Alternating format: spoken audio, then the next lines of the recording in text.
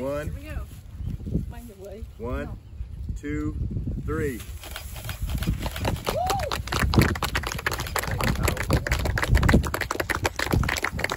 This is a double-faced for our community project. This has been a long time coming. This is something that the city has collaborated with the Historical Society, Paul Fiddick, the schools, Dr. Robson, Dr. Medford. It's a great project for the community. Just to give you a little bit of history, not too much, I'll let Connie take over. This is a community project and a vision that Mr. Paul Fiddick had for Cameron. He's a longtime Cameronite, and he wanted to give back to the community and do something positive for the community.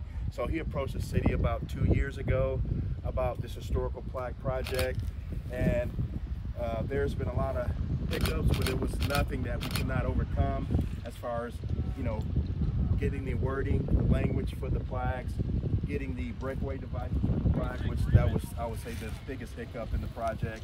But we were able to secure a company after talking to numerous companies and asking the right questions and figuring out how do we get that breakaway device that's approved.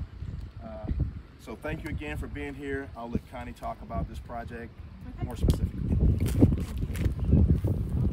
Okay, this is the first of 7 historic markers that will represent 9 individuals that are going around Cameron.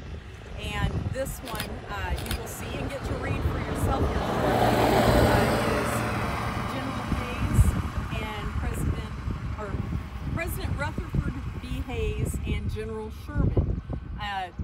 Two-sided sign. Each sign has approximately 100 words on each side. So the stories are quite condensed. In the future, they will have a QR code down on the post that will take you to the city website that will tell the full story of each individual and how it came about that they were in Cameron. These people have stopped through here for various purposes. This one I think you'll find interesting, and I think it's very fitting that it's here near the Veterans Memorial Middle School. And we have another one that is going in place in McCorkle Park for President Hoover. And at the Railroad Depot Museum, there's one for Lincoln and Booth, which many of you may have already read the story that Stan Hendricks had written about that their paths crossed there, but 2 years apart. So Paul Fiddick had thought of Cameron often, even though he had moved away from here. Cameron's always in his heart, and he wanted to leave some kind of a mark showing what was important about Cameron, and he started thinking about all of the different personalities and people that had been through Cameron. We assessed a list of about 23 people that would have some claim to fame, that had been to Cameron and had stayed here or visited here for some purpose. And Paul Fiddick, being the sponsor of this project, took that list and honed it down to 9 that he thought were the most worthy of getting a historic marker. And we may continue with this project later, but for now we have the 7 markers that will go in place, and this is the first one in the unveiling. So thank you all. All right. And I would note that he contributed the majority of the money to it. Yes, he did. We very Yes, much he did. appreciate him doing that. Yeah, the Historical Society, we were charged with making sure the stories were accurate and suggesting locations and doing the research to find the people that were of fame that would have been in Cameron. Yeah, like I said, there was a lot of thought that went into this project, a lot of collaboration with the schools, the Historical Society, our public works staff.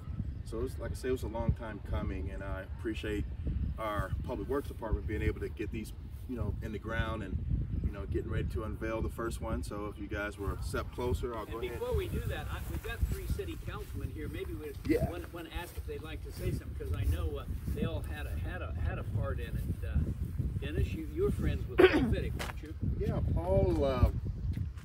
Paul and his family go back a long ways.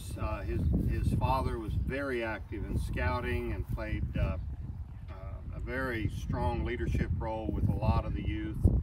And Paul I don't know if people know this, but when the chimes were being replaced, Paul also came up with a real big chunk of money that helped make that a reality. And so he's hung right in there, and I think he still loves Cameron, and very generous of him, and so I hope everybody, if you get an opportunity to thank him, that you will. And Becky, of course, you were in the city council. You voted for it. We put the seed money in for this. I have nothing to say. I'm just happy that he's done this, and I'm very happy that our community has the rich history that it has. And Alex and his new baby is our youngest person. I had nothing to do with this. This was before the election, or at least before I got sworn in. So, but I'll say that part of what makes Cameron great is we have people like Paul that step up and do things like this. Yeah, Paul did this. He had read the paper and he saw where we were doing community projects, and so he saw that and he called up and this was his idea, and really spent a lot of time on it. So thanks to him and everybody involved. Did anybody want to say anything else, or Dr. Robertson, Dr. Medford? All right. All right, let's get to it.